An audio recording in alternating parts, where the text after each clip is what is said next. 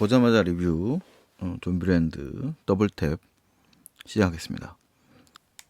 좀비랜드 더블탭을 본 것은 11월 16일 오전에 봤습니다. 저는 사실 좀비 영화를 안 보거든요. 그 호러물 자체를 안 봐서.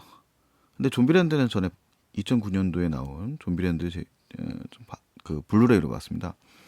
좀비랜드는 사실 이제 그 화제작이었는데 미국 북미 쪽에서는 되게 슬리퍼 히트한 영화였고 상당히 인기 있는 영화였습니다만 국내에서는 당시에 이제 그 장르 자체에 대한 관심, 그러니까 특히 코미디라든가 좀비 소재 영화에 대해서는 별로 2009년도 당시에는 흥미가 없었던 시절이라고 말할 수 있을 것 같아요. 근데 이제 이 좀비랜드는 이제 그 뭐 조지 로메로 이후에 호러 영화의 좀비 영화들이 이제 오래 지속되다 보니까 뭐 이제 사실 리뉴얼한 거는 28일 후에 뭐 데니 보일 28일 후라든가 그다음에 뭐 새벽의 저주의 뭐 리뉴얼 버전이라든가 또 그런 영화들이 이제 등장을 하지 않습니까? 그러면서 이제 그 뭐 저기 뭐야 에드거 라이트의 영화도 있고요.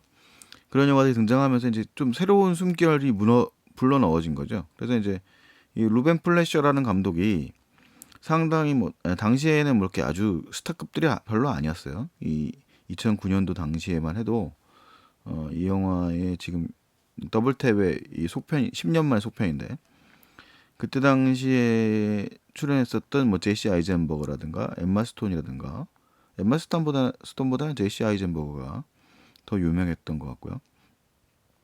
뭐 빌 머레이가 물론 제일 유명했었죠. 우디 헤럴슨 뭐 이 정도의 캐스팅이었는데 뭐 그렇게 메이저급의 영화 전혀 아니었고 예산도 뭐 그렇게 많지 않은 영화였습니다.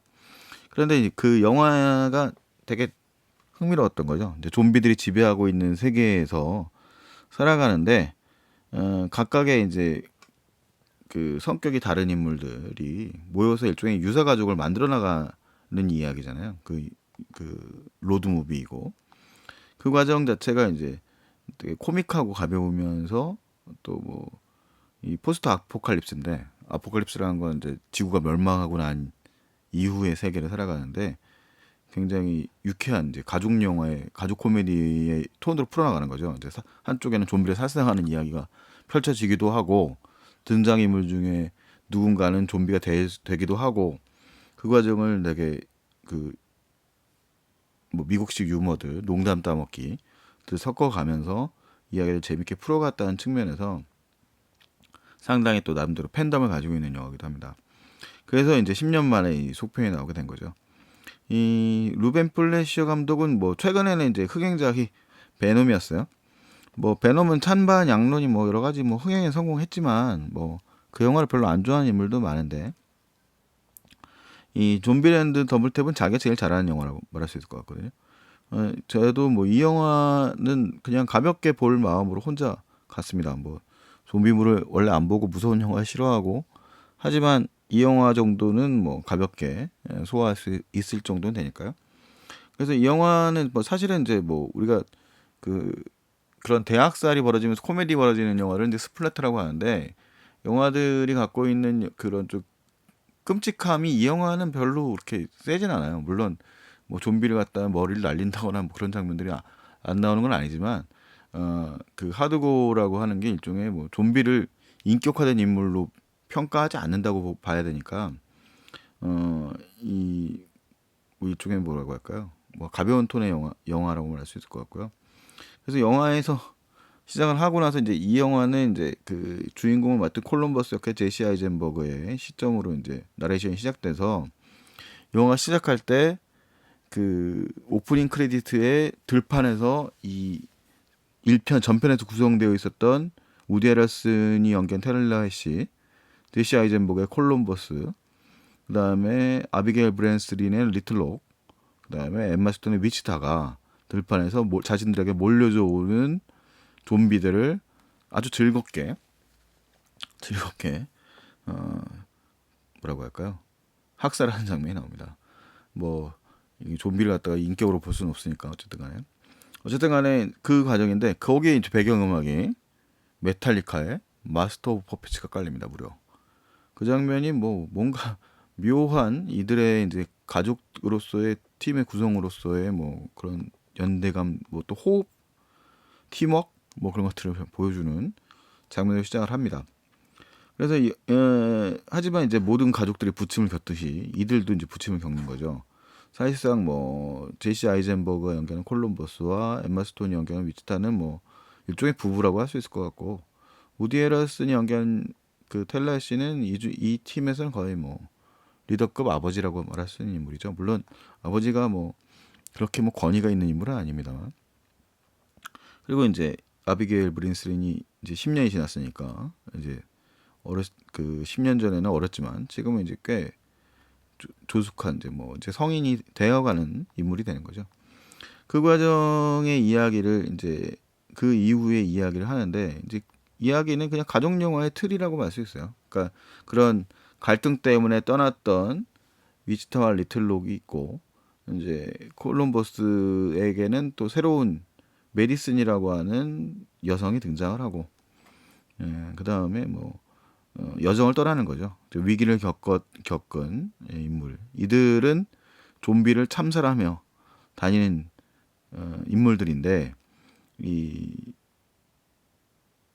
이들이 이제 뭐야 그들 중에 막 10대가 돼 독립하고 싶어하는 리틀록은 또 이제 히피 집단의 청년을 만나가지고 떠나게 되고 다시 그 청년을 찾으러 떠난다는 이야기입니다. 그래서 영화의 동선은 뭐 대략 그래요. 이제 포스트 아포칼립스니까 백악관에서 지내다가 워싱턴에 있죠.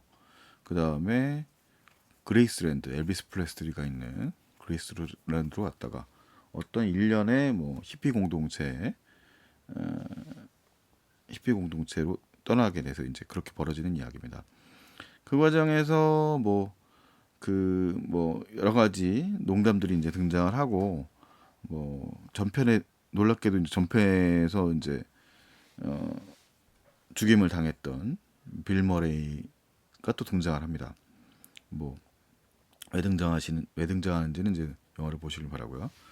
그래서 그 과정이 뭐 즐겁습니다. 이 영화는 기본적으로 코미디 영화고, 코미디인데 약간 이제 농담의 코드가 이런 장르물이라든가 대중문화, 미국식 대중문화에 좀 관심이 없는 분들이라면 좀 낯선 소재일 수 있겠지만, 약간씩 관심이 있는 분들이라면 뭐 되게 흥미롭게 볼 수 있는 영화예요. 뭐 영화의 등장 인물들이 그 그레이스랜드가 이미 폐허가 된 그레이스랜드에 갔다가 이 엘비스 프레슬리의 집이었죠. 그 옆에 있는 그 엘비스 프레슬리의 유산들이 모여 있는 어떤 지점에 가서 이제 뭐 그들의 옷을 입고 뭐 있거나 뭐 그런 이야기들도 나오고, 뭐 백악관에 있는 그 대통령 초상화들이 또 있는 뭐 그런 공간에서의 뭐 벌어지는 농담들도 있고, 뭐 여러 가지 이제 그런 흥미로운 이야기거리들이 던져지면서 만남과 이별, 그다시 뭐 재회를 거듭하는 이야기가 이 좀비물의 틀 안에서 벌어집니다.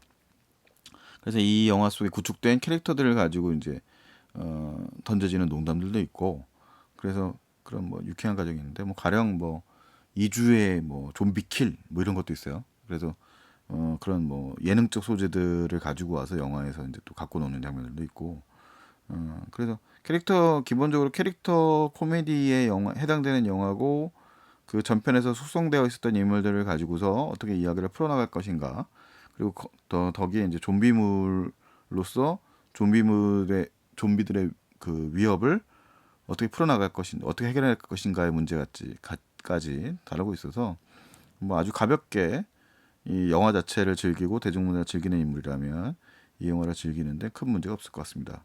뭐 개인적으로는 사실 뭐 루벤 플래셔 감독은 어, 베놈보다는 이 영화에서 훨씬 더 즐겁게 영화를 잘 풀어나간 것 같아요. 뭐 루벤 플래셔 감독이 만든 영화에는 뭐 갱스터 스쿼드 같은 영화도 있고 베놈도 있는데, 잘 만드는 쪽은 이 좀비랜드 쪽의 그런 유머 감각이 있는 영화들인 것 같습니다. 사실 뭐 베놈도 그런 감각을 가지고 만든 영화여서, 그래서 뭐 좀비랜드를 뭐 한번 좀 관심이 있는 분이시라면 좀비랜드를 한번 보시길 바라고요.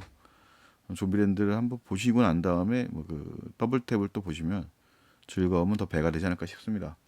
좀비랜드는 넷플릭스에서도 서비스가 되더라고요. 그래서 뭐 이 영화가 개봉을 그 실제로 1편은 뭐 개봉도 제대로 못한 영화인데 이 더블탭이 또 올해 상영될 것 같지 않아요? 이 바로 다음 주에 겨울왕국 2가 개봉을 하고 있기 때문에 그래서 뭐 이 영화의 좀 즐거움을 만끽하시려면 극장에서 한번 보시는 게 좋지 않을까 싶습니다.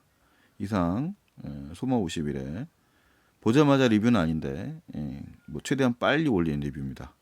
그러면 다음에 또 만나도록 하겠습니다. 안녕히 계세요.